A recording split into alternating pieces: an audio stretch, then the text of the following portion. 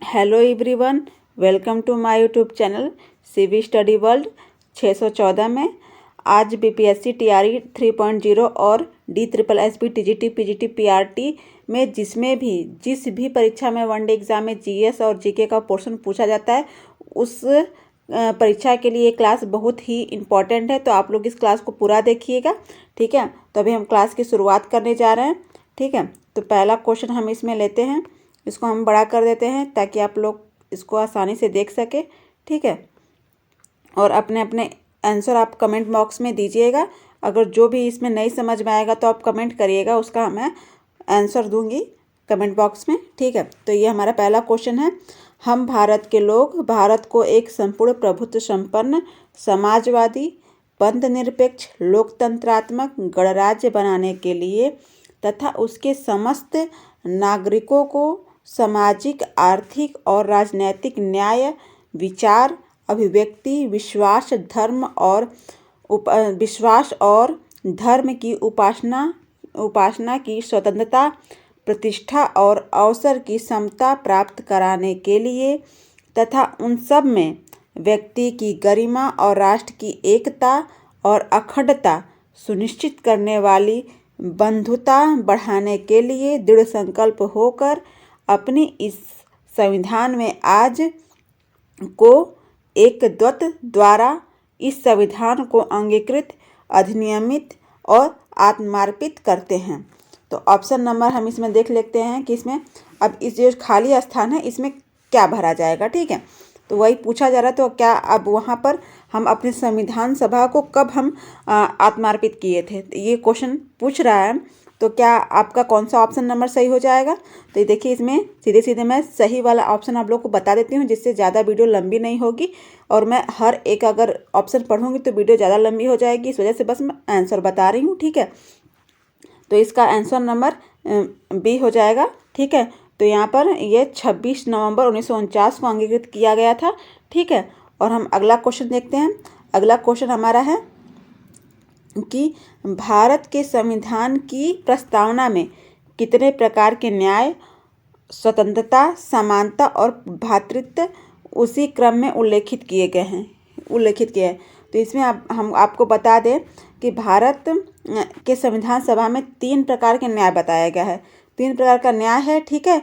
और 5 प्रकार की स्वतंत्रता बताई गई है, 2 प्रकार का समानता है और 1 प्रकार का भ्रातृत्व है, ठीक है। तो न्याय हमारी संविधान सभा में आर्थिक, सामाजिक और राजनीतिक 3 प्रकार के न्याय के बारे में बताया गया है, ठीक है। और स्वतंत्रता 5 प्रकार की बताया गया है, ठीक है। विचार, अभिव्यक्ति, उपासना, ठीक है। यहाँ पर आप देख सकते हैं, यहाँ पर इसमें पूरा आंसर दिया हुआ है, आप एक्सप्लेन कर सकते हैं। इसमें 2 प्रकार के अवसर की समानता बताई गई है, ठीक है। आप इसको देख लीजिएगा। अगला क्वेश्चन हम चलते हैं, ठीक है। भारत में लौकिक सार्वभौमिक एकता है क्योंकि संविधान की प्रस्तावना आरंभ होती है। संविधान की प्रस्तावना किस शब्द से प्रारंभ होती है? तो संविधान की प्रस्तावना आरंभ होती है हम भारत के लोग, ठीक है। ऑप्शन नंबर डी सही हो जाएगा। अगला क्वेश्चन हम चलते हैं। अगला क्वेश्चन देखिए, क्वेश्चन नंबर 4 है, निम्न में से कौन सा भारतीय संविधान की निम्न में से कौन सा भारतीय संविधान की प्रस्तावना का सही क्रमबद्ध वर्णन करता है, ठीक है। तो इसमें से कौन सा सही है जो सही से वर्णन कर रहा है? तो हमारा कौन सा ऑप्शन सही हो जाएगा? पहला ही ऑप्शन सही हो जाएगा, संप्रभु, समाजवाद, पंथनिरपेक्ष, लोकतंत्रात्मक गणराज्य, ठीक है। ये हमारा पहले ही ऑप्शन, संप्रभु और समाजवाद आता है, फिर उसके बाद पंथनिरपेक्ष आता है, फिर लोकतंत्रात्मक गणराज्य, ठीक है। अगला क्वेश्चन हम देख रहे हैं। अगला है, निम्नलिखित में से कौन भारतीय संविधान की प्रस्तावना में उल्लिखित नहीं है? अब इसमें से ऐसा क्या है जो भारतीय प्रस्तावना में लिखित नहीं है? तो हमारा सामाजिक न्याय है, ठीक है, आर्थिक न्याय भी है, राजनीतिक न्याय भी है। हम ऊपर ही बताते हैं कि 3 प्रकार का न्याय भारतीय संविधान में दिया गया है, ये धार्मिक न्याय नहीं दिया गया। तो हमारा ऑप्शन नंबर डी सही हो जाएगा, ठीक है। अगला हम क्वेश्चन देखते हैं। भारतीय संविधान की प्रस्तावना में इसके सभी नागरिकों को कौन सा न्याय प्रदान करने की व्यवस्था की गई है? कौन सा न्याय प्रदान करने की व्यवस्था की गई है? तो हमारा देखिए, इसमें कौन सा सही हो जाएगा, तो हम बता दिए आप लोग को 3 प्रकार का न्याय। धार्मिक न्याय की बात नहीं की गई है, ठीक है। यहाँ सांस्कृतिक न्याय की बात नहीं की गई है। फिर यहाँ भी सांस्कृतिक आया तो कट गया और हमारा ऑप्शन नंबर डी सही हो गया, सामाजिक, आर्थिक और राजनीतिक, ठीक है। अगला क्वेश्चन हम देख लेते हैं। अगला क्वेश्चन हमारा है कि निम्नलिखित उद्देश्यों में से कौन सा एक भारत के संविधान की उद्देशिका में सन्निविष्ट नहीं है। तो कौन सा इसमें नहीं दिया गया है, ठीक है। तो आप बता सकते हैं कि कौन सा इसमें नहीं दिया गया है। आप सोचिए और बताइए। क्या विचार की स्वतंत्रता है, और फिर उसके बाद अभिव्यक्ति की भी स्वतंत्रता है, विश्वास की भी स्वतंत्रता है। हमारा ये जो बी ऑप्शन है ये नहीं है, आर्थिक स्वतंत्रता नहीं है इसमें दिया गया है, ठीक है। तो ऑप्शन नंबर बी हमारा सही हो जाएगा। अगला क्वेश्चन हम देखते हैं। अगला क्वेश्चन, ठीक है, ये है, ठीक। निम्नलिखित में से कौन सा शब्द भारतीय संविधान की प्रस्तावना में नहीं है। कौन सा शब्द भारतीय संविधान की प्रस्तावना में नहीं है, आप बताएंगे। तो हमारा उपासना की स्वतंत्रता भी है, व्यक्ति की गरिमा भी है, अवसर की समानता भी है, लोकतांत्रिक सरकार की बात नहीं किया गया है, ठीक है। तो ये हमारा ऑप्शन नंबर डी गलत हो जाएगा, सही हो जाएगा, इसमें नहीं है पूछा था। तो अगला हमारा क्वेश्चन है, भारत के संविधान के आमुख का लक्ष्य उसके सभी नागरिकों के लिए सुनिश्चित करता है। क्या सुनिश्चित करता है भाई, तो हमारा क्या, सामाजिक तथा आर्थिक न्याय सुनिश्चित करता है, ठीक है, सही है। विचार तथा अभिव्यक्ति की स्वतंत्रता भी सही है, ठीक है, ये भी सुनिश्चित करता है। अवसर की समानता भी देता है और व्यक्ति की प्रतिष्ठा भी।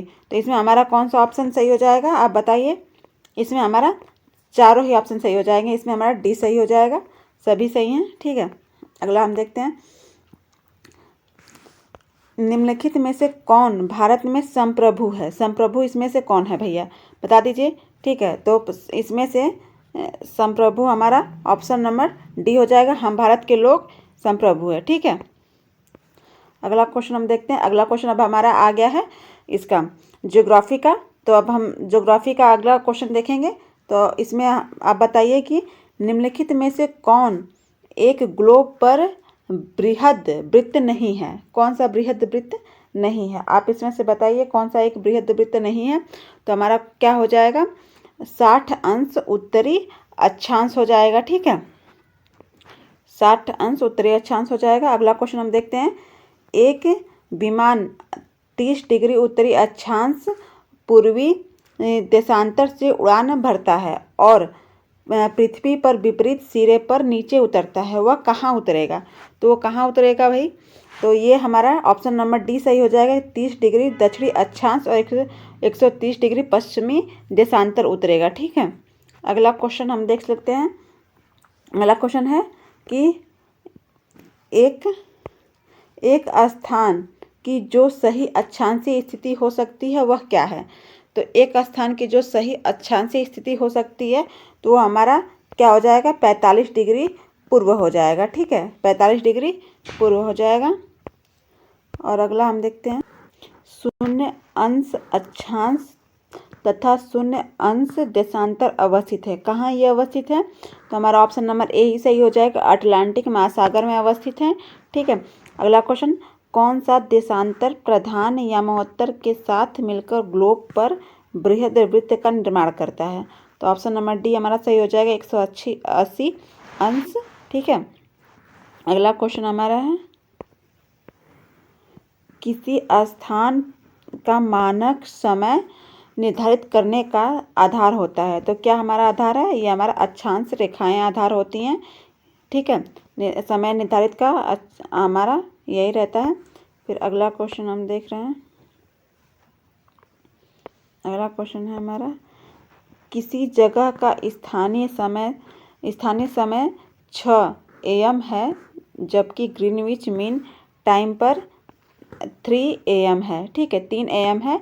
उसी जगह की देशांतर रेखा क्या होगी, तो उसकी देशांतर रेखा क्या होगी आप लोग बताइए, ठीक है। तो इसमें हमारा ऑप्शन नंबर बी सही हो जाएगा, 45 डिग्री पूर्व, ठीक है, क्योंकि देखिए इसमें 6 AM की बात कर रहा है, ठीक है। तो पहले यहाँ पर हम इसको एक्सप्लेन कर देते हैं।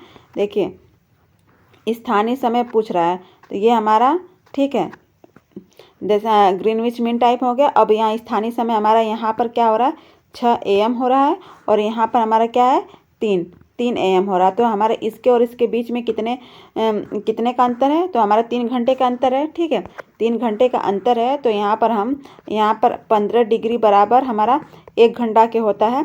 तो 3 घंटे के अंतर है, तो यहाँ 15 3 45, यानी कि 15 3 45, तो ये 45 डिग्री आ जाएगा। और इधर है तो हमारा प्लस होता है, तो इस वजह से 45 अंश पूर्व हो जाएगा। ठीक है,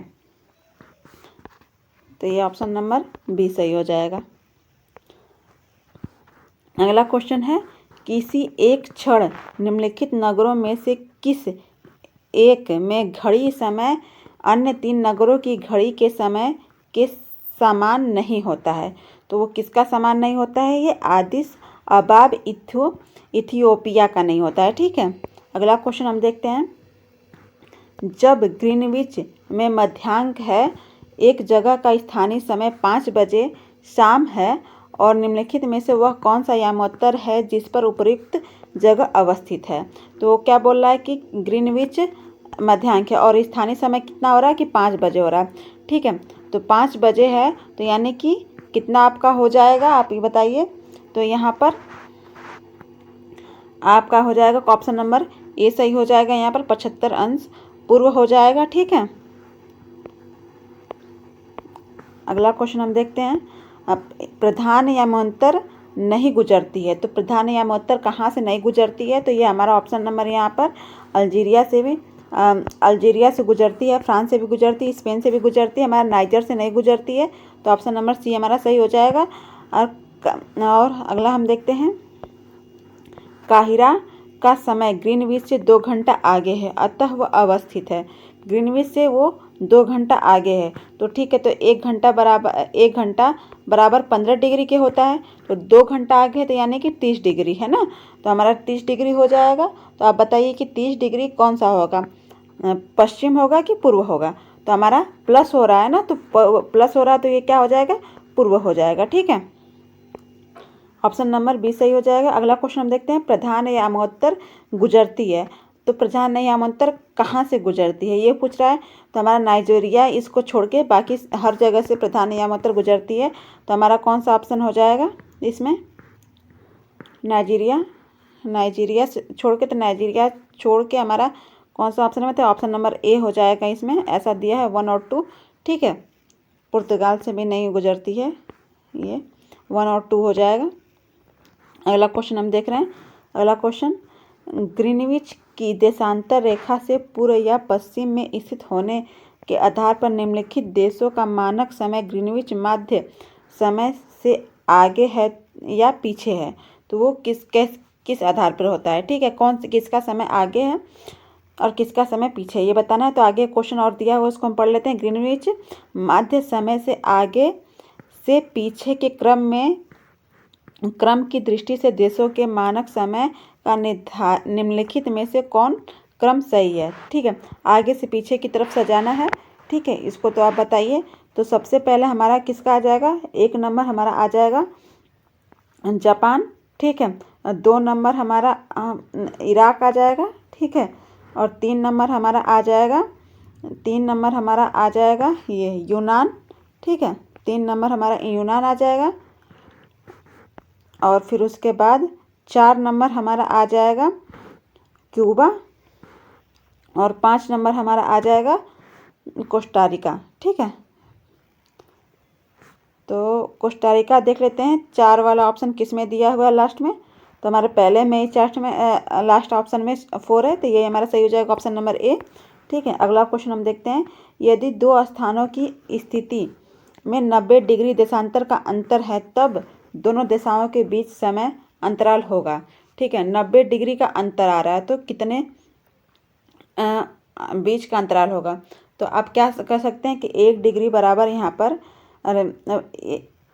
कितने हैं, 90 डिग्री बता रहा है, तो दोनों के बीच समय कितना होगा। तो 90 डिग्री है, तो हमारा 15 डिग्री बराबर 1 घंटा होता है। तो 15 × 6 = 90, यानी कि 6 घंटे का अंतर आ जाएगा। ठीक है, अगला है क्वेश्चन, जब IST यामोत्तर पर दोपहर होती है दोपहर होती है तब धरती पर एक अन्य स्थान पर लोग अपनी सुबह 6 बजे की चाय ले रहे होते हैं। उस स्थान का देशांतर है, तो कितना देशांतर होगा? ठीक है, तो यहाँ पर हमारा,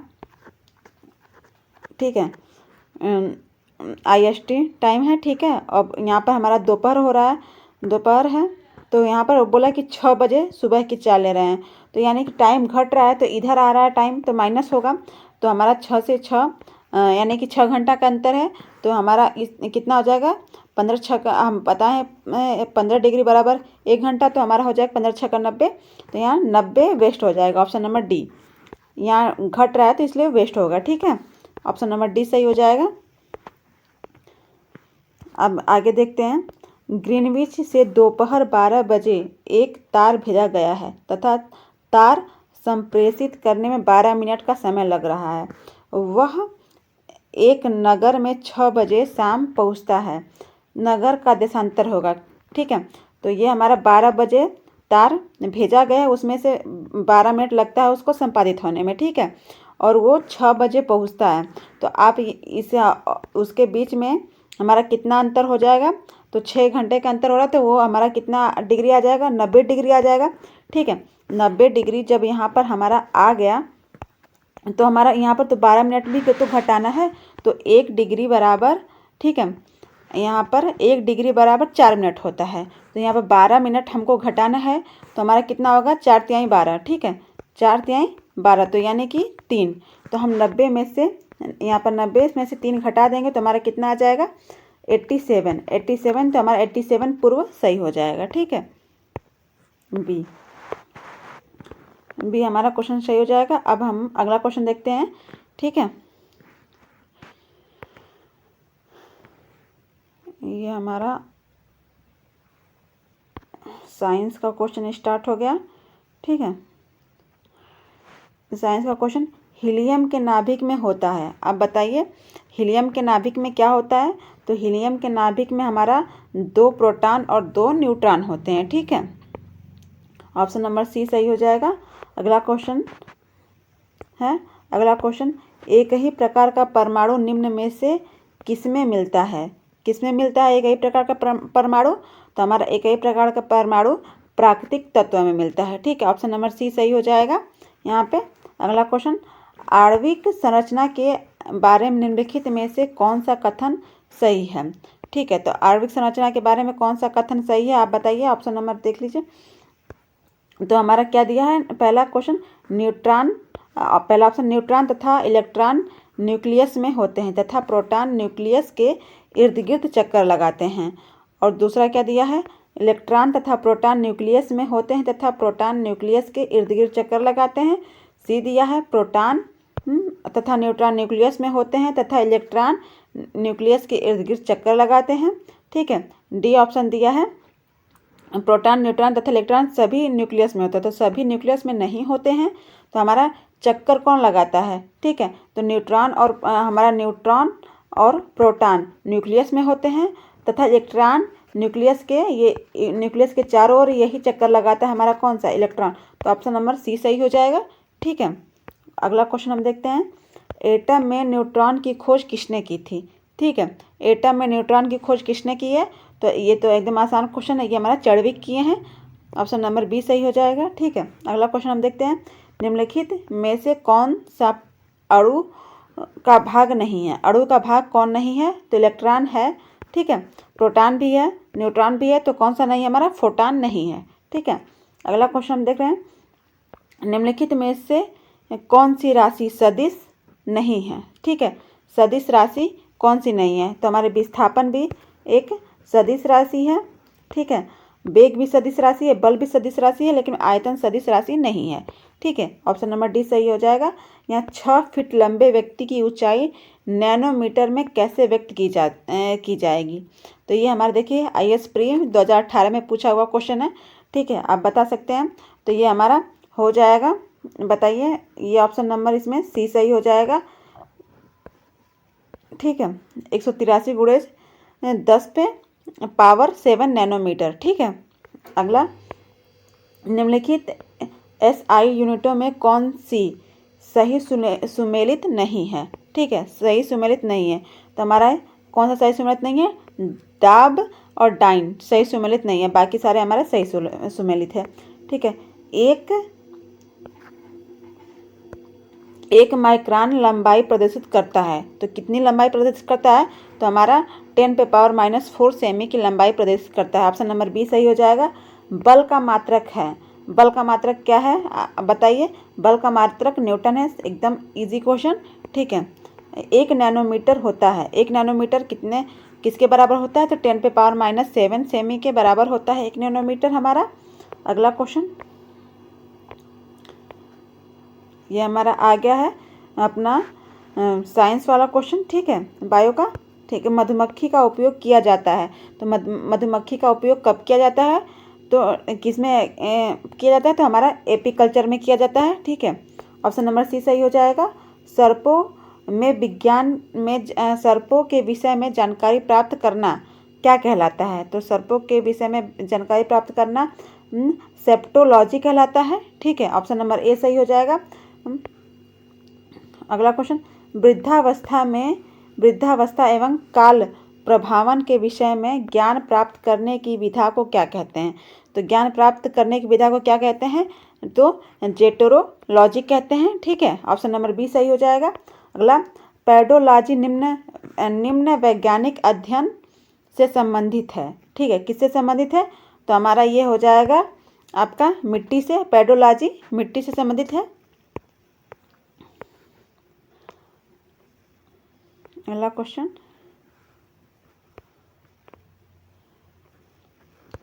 निम्नलिखित में से कौन सा पारिस्थितिकीय तंत्र पृथ्वी के सर्वाधिक क्षेत्र पर फैला हुआ है? तो कौन सा पारिस्थितिकी तंत्र पृथ्वी के क्षेत्र पर फैला हुआ है? तो हमारा ऑप्शन नंबर यहाँ पर डी सही हो जाएगा। ज़्यादा कौन सा फैला हुआ है? तो मरुस्थल सबसे ज़्यादा हमारे पारिस्थितिकी तंत्र पर क्या है? समुद्र है। तो ऑप्शन नंबर डी सही हो जाएगा। अगला क्वेश्चन हम देखते हैं। एक घास स्थलीय पारिस्थितिकी तंत्र के खाद्य श्रृंखला में विभिन्न घटकों का सही क्रम है। सबसे सही क्रम कौन सा है? ठीक है, तो यहाँ घास, टिड्डा, मेढक, सर्प। घास, टिड्डा, सर्प, मेढक। ठीक है, टिड्डा, मेढक, घास, सर्प, टिड्डा, मेढक, घास। तो ये हमारा ऑप्शन नंबर 1 सही हो जाएगा। घास, टिड्डा, मेढक, सर्प। ठीक है, यही हमारा ऑप्शन नंबर 1 सही हो जाएगा। अगला क्वेश्चन हम देखते हैं। निम्नलिखित में से कौन सा एक विश्व का विशालतम पारिस्थितिकी तंत्र है? विशालतम पारिस्थितिकी तंत्र समुद्र है हमारा। ऑप्शन नंबर ए सही हो जाएगा। और फिर निम्न में से कौन आहार श्रृंखला का निर्माण करते हैं? तो आहार श्रृंखला का निर्माण कौन करता है? तो आहार श्रृंखला का निर्माण घास, गेहूं तथा आम, घास, बकरी तथा मानव।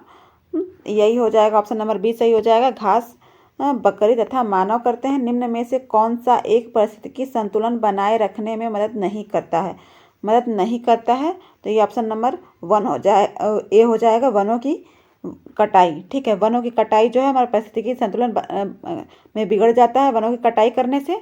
ठीक है, ये फिर से वही वाला हो गया है PDF। तो आज हमने इतने क्वेश्चन आपसे डिस्कशन किया। ठीक है, तो ऐसे ही डेली मेरे चैनल पर आपको जीके जीएस के सारे क्वेश्चन टू द पॉइंट मिलेंगे। तो यहाँ पर हमारे सारे क्वेश्चन समाप्त होते हैं। ऐसे इन्फॉर्मेटिव वीडियो पाने के लिए मेरे चैनल को लाइक करें, सब्सक्राइब करें और शेयर करें। ऐसे ही मेरे चैनल पर डेली आपकी करेंट की और जीके जीएस की सीरीज स्टार्ट हुई है, डेली आएगी। तो आप चैनल को सब्सक्राइब कर लीजिए ताकि आपको नोटिफिकेशन पहुंच जाए समय से। ठीक है, धन्यवाद।